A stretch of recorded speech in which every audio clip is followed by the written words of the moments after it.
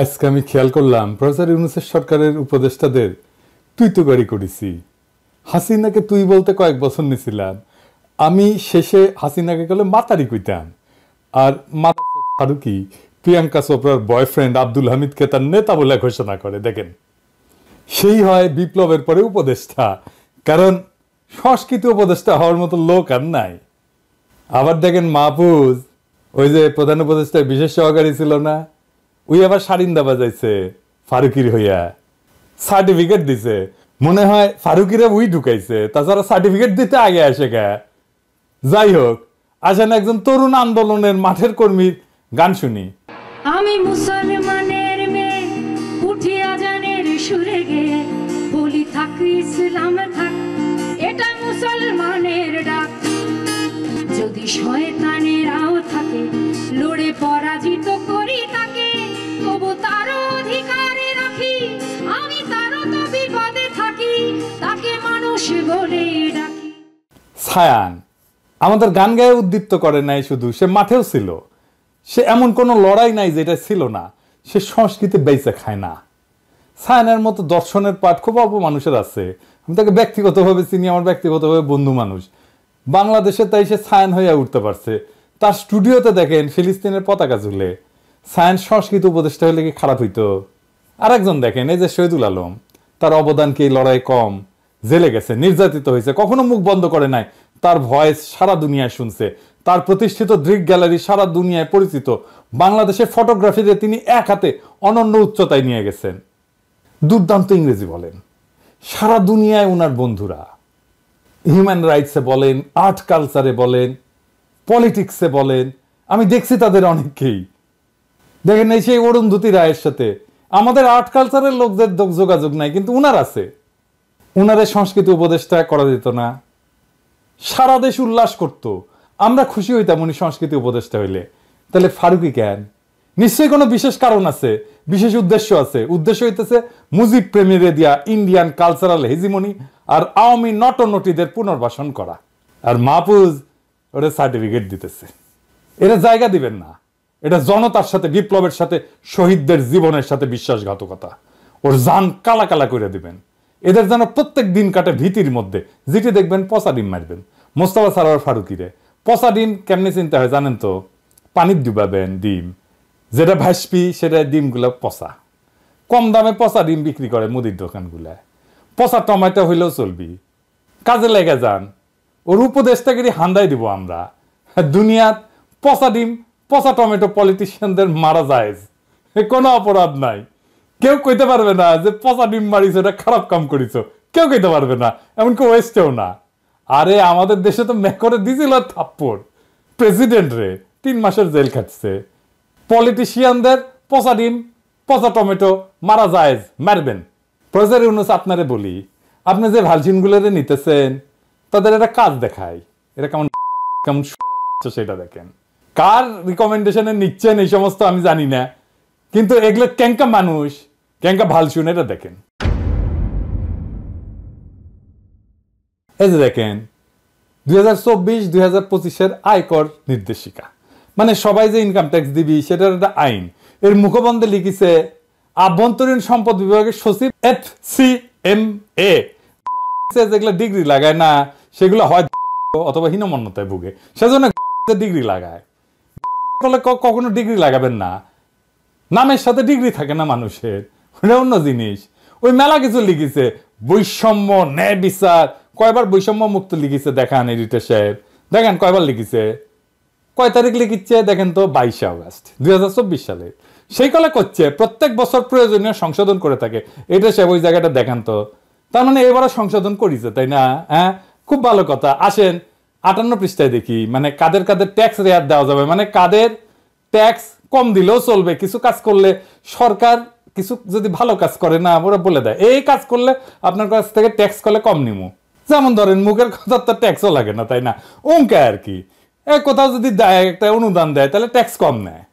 তো এখানে অনেক কিছু আছে, কোথায় কোথায় টাকা দিলে সে, দান করলে সে ট্যাক্স নিবে না, কম নিবে। মুক্তিযুদ্ধ জাদুঘরে দেখেছেন, মুক্তিযুদ্ধের স্মৃতি রক্ষার্থে নিয়োজিত প্রতিষ্ঠানে দান। আর কি আর কি আর কি, জাতির পিতার স্মৃতি রক্ষার্থে জাতীয় পর্যায়ের প্রতিষ্ঠানে দান। তার মানে 32 নম্বর জাদুঘর অনুদান পাবে। 32 নম্বর জাদুঘরে যদি কেউ এখন অনুদান দেয় সে ট্যাক্স রেয়াত পাবে। প্রফেসর ইউনূসের সরকারে, বিপ্লবের পরবর্তী সরকারে মুক্তিযুদ্ধ জাদুঘর কিভাবে দাঁড়াইছে আর কিভাবে আবার দাঁড়াবে বুঝছেন তো? কেন মোস্তফা সরোয়ার ফারুকী 32 নাম্বার এইটারে আবার সংস্কার করার আওয়াজ দেয়? কেন দেয় বুঝবার পারিছেন তো? এই যে দেখান তো এডিটর সাহেব ওই স্ট্যাটাসটা, এবার বুঝিছেন তো কোনটি কোনটি থেকে কিভাবে কিভাবে কোন দিক দিয়ে মেটিকুলাস ডিজাইন হয়েছে, বুঝিছেন? তার মানে আওয়ামী লীগের সফট পাওয়ার গুলা এই আইনের বলে টাকা পাবে। যে টাকা দিবে সে আয়কর রিবেট পাবে, সে উৎসাহিত হবে। বিপ্লবের পরে এই যে মুখবন্ধ লিখিছে ও ভিতরে পড়ে নাই, যদি পড়ে থাকে তাহলে কেন সংশোধন করলো না? আর যদি না পড়ে তাহলে ওইটাই সাইন করলো কেন? কোথাও কেউ কিছু দেখে না। দেখেন আসিফ নজরুলের মন্ত্রণালয়ের ওয়েবসাইট দেখেন, নিচে যান না এডিটর সাহেব, আরে নিচে যান, আরে না দেখান, দেখেছেন মাননীয় প্রধানমন্ত্রীর কার্যালয়। ওটা যে এখন আর প্রধানমন্ত্রীর কার্যালয় বলে বাংলাদেশে কিছু এক্সিস্ট করে না, এটা এখন প্রধান উপদেষ্টার কার্যালয় হবে, নিজের মন্ত্রণালয়ের ওয়েবসাইট। একবারও দেখেনি, ওটা সংশোধনই করেনি।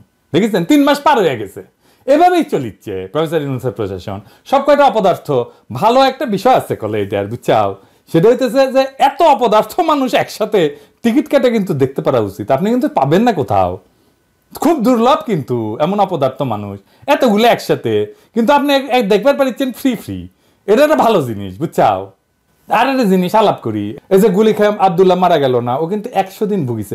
5ই আগস্ট গুলি খাইছে, তারপরে 100 দিন ভুগিছে, তারপরে কুটিয়ে ওর চিকিৎসা হয়েছিল জানি না, কোন ভালসুন ডাক্তার ও চিকিৎসা করেছিল জানি না, মাথা থেকে কলে গুলি বের করেছিল, তারপরে ফিরে গেছিল সে দেশ বাদশায় ফিরে গেছিল, তারপরে মাথার মধ্যে ইনফেকশন হয়েছে, বুঝেছ? আবার ফিরে আসছে, ওই ইনফেকশনে মারা গেছে। কোনো উপদেষ্টা গেছিল জানা যায় নাই। তার মরদেহের খাটিয়া তো 4 জন উপদেষ্টার বহন করা উচিত ছিল, ঠিক কিনা? যাবি কেনকে করিয়া? 75 ক্ষমতার চেয়ার আটকে গেছে। এই উপদেষ্টাগুলা হাসিনার চাইতে তালেবার হয়েছে। হাসিনা যেমন গণভবনে বসে বসে রাষ্ট্র চালাইতো, ঠিক এমনি হাসিনা যেমন মনে করতো যতদিন সে বাইসে আছে ক্ষমতায় থাকবে, এরা ভাবিচ্ছে চিরজীবন ক্ষমতায় থাকবে। এরা ক্ষমতা থেকে গেলা এতে কি যে আছে কপালে আল্লাহ মানুষ, এরা বাইরে যেতে পারবে কিনা ঘর থেকে কে জানে। আমি তো আমার এপিসোডের শেষে একজন শহীদের গল্প বলি। আজ একজন শহীদের গল্প বলি। 6.5 বছর বয়সী মেয়েটির নাম রিয়া গো। মা বাবার সঙ্গে থাকতো নারায়ণগঞ্জ সদরের নয়ামাটি এলাকায়। 4 তলা বাড়ির ওপরের তলায় থাকতো ওরা। আন্দোলনের রেশ নারায়ণগঞ্জেও ছড়িয়ে পড়েছিল। শুক্রবার বিকেলে নয়ামাটি এলাকায় চলছিল সংঘাত আর গোলাগুলি। সেই গুলিতেই প্রাণ গেল ছোট্ট রিয়ার।